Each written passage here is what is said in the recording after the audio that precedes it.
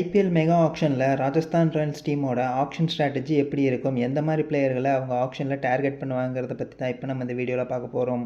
அனைவருக்கும் வணக்கம். நீங்கள் பார்த்துட்டு இருக்கிறது ஆர்கேவின் சிஎன்சி தமிழ். ஃபஸ்ட்டு நம்ம ராஜஸ்தான் ராயல்ஸ் டீமோட ரிட்டன்ஷனை பற்றி பார்த்தரலாம். ரிட்டன்ஷனை பொறுத்த வரைக்கும் ஐபிஎல் கொடுத்த மேக்ஸிமம் ரிட்டன்ஷனான 6 பிளேயர்ஸையுமே ஆர்ஆர் டீம் ரிட்டைன் பண்ணிட்டாங்க.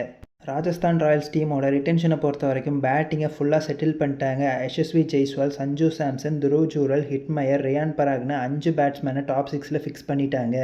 அதே சமயம் ராஜஸ்தான் ராயல்ஸ் டீமோட பவுலிங்கை பொறுத்த வரைக்கும் சுத்தமாக ஓப்பன் அவுட் பண்ணி புது பவுலிங் செட்டப்பை கொண்டு வரதுக்கு ட்ரை பண்ணுறாங்கிற மாதிரி தோணுது. ஏன்னா லாஸ்ட் 3 வருஷத்தில் அந்த டீமோட முக்கியமான பவுலர்களாக இருந்த ட்ரெண்ட் போல்ட், ரவிச்சந்திர அஸ்வின், யுஸ்வேந்திர சஹல்னு எல்லாரையுமே ரிலீஸ் பண்ணிட்டாங்க. சந்தீப் சர்மா மட்டும் அன்கேப்டு பிளேயர் கேட்டகரியில் ரீட்டைன் பண்ணியிருக்காங்க பவுலிங் டிபார்ட்மெண்ட்டை பொறுத்த வரைக்கும். நம்ம முன்னாடியே சொன்ன மாதிரி ராஜஸ்தான் ராயல்ஸ் டீம் ஐபிஎல்லில் மேக்ஸிமம் நம்பர் ஆஃப் ரிட்டன்ஷனை பண்ணி முடிச்சிட்டாங்க. இதன் காரணமாக 79 கோடி அவங்க இப்போவே இழந்துட்டாங்க. இதன் காரணமாக ஆக்ஷனில் வெறும் 41 கோடியோட மட்டும் கம்மியான ப்ரெஸோட வர ஒரே டீம் இவங்க தான். பேட்டிங்கை முடிஞ்ச அளவுக்கு செட்டில் பண்ணிட்டாங்க. பவுலிங்கில் ஏதாவது ஒரு பிக் பிளேயரை டார்கெட் பண்ணிட்டு மற்றபடி எல்லாமே அன்கேப்டு பிளேயர் இல்லை ரொம்ப அன்னோன் பிளேயரை மட்டும்தான் ஆக்ஷனில் டார்கெட் பண்ணி பார்ப்பாங்க ராஜஸ்தான் ராயல்ஸ் டீம். ஃபஸ்ட்டு அவங்களோட ரெக்குவயர்மெண்ட்ஸ்ன்னு பார்த்தா டாப் 6ல் 5 பிளேயரை ஃபிக்ஸ் பண்ணிட்டாங்க. ஒரே ஒரு ஓப்பனர் மட்டும்தான் தேவை.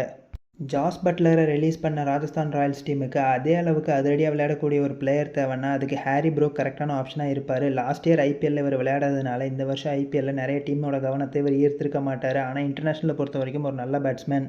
ஹாரி ப்ரூக் கிடைக்காத பட்சத்தில் டீகாக் கூட ஒரு நல்ல ஆப்ஷனாக இருப்பார். ஏன்னா ராஜஸ்தான் ராயல்ஸ் டீமோட கரீபியன் பிரீமியர் லீக் டீமான பார்படாஸ் ராயல்ஸ் டீமில் இவர் தான் ஓப்பனிங் பேட்ஸ்மேனாக இருந்துகிட்ருக்காரு.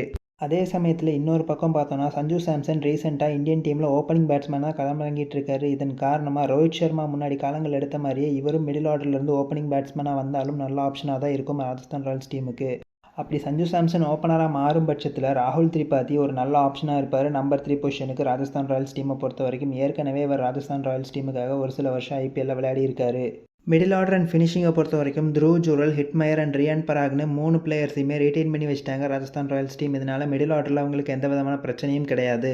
சந்தீப் சர்மா கூட நியூ பாலை ஷேர் பண்ணுறதுக்கு தீபக் சஹர் ஒரு நல்ல ஆப்ஷனாக இருப்பார். இவர் ராஜஸ்தானை சேர்ந்திருந்தாலும் சிஎஸ்கே டீமுக்காக தான் காலங்காலமாக விளையாடிட்டு இருக்காரு. ஆனால் சிஎஸ்கே டீம் இந்த வருஷம் அவரை ரிலீஸ் பண்ணிட்டாங்க. தீபக் சஹர் கிடைக்காத பட்சத்தில் ஆகாஷ் தீப் இல்லை வேறு யாராவது ஒரு ஃபாஸ்ட் பவுலர் பக்கம் திரும்பலாம் Rajasthan Royals team. Overseas fast பவுலர்களை பொறுத்த வரைக்கும் போல்ட் அண்ட் பர்கரை ரிலீஸ் பண்ணிட்டாங்க. அந்த இடத்துக்கு ஜெரால் கோட்ஸி, அதுக்கப்புறமா காஸ் அட்கின்சன் நல்ல ஆப்ஷனாக இருப்பாங்க இந்த வருஷம் ஐபிஎல்லை பொறுத்த வரைக்கும். அண்ட் ஃபைனலி லாஸ்ட் 3 வருஷத்தில் அந்த டீமோட முக்கியமான பிளேயர்ஸாக இருந்தவங்க தான் ரவிச்சந்திர அஸ்வின் அண்ட் யுஸ்வேந்திர சஹல். இவங்க 2 பேர்த்தையுமே இந்த வருஷம் ரிலீஸ் பண்ணிட்டாங்க. ஸோ இந்த மாதிரியான ஒரு ஸ்பின் டியூ அமைகிறது ரொம்பவே கஷ்டம் தான் எந்த ஒரு டீமுக்குமே.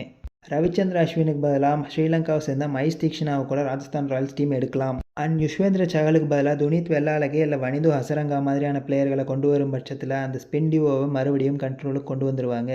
இது வரைக்கும் நாம் ராஜஸ்தான் ராயல்ஸ் டீமோட ஆக்ஷன் ஸ்ட்ராட்டஜி எந்த மாதிரி இருக்கும், எந்த மாதிரி பிளேயர்கள் எல்லாம் அவங்க ஆக்ஷனில் டார்கெட் பண்ணுவாங்கிறத பற்றி பார்த்துட்டு இருந்தோம். இதை தவிர வேறு எந்த முக்கியமான பிளேயரை அவங்க திரும்பி டீமுக்கு கொண்டு வருவாங்கன்னு நீங்கள் நினைக்கிறீங்கிறத கமெண்ட்டில் சொல்லுங்கள்.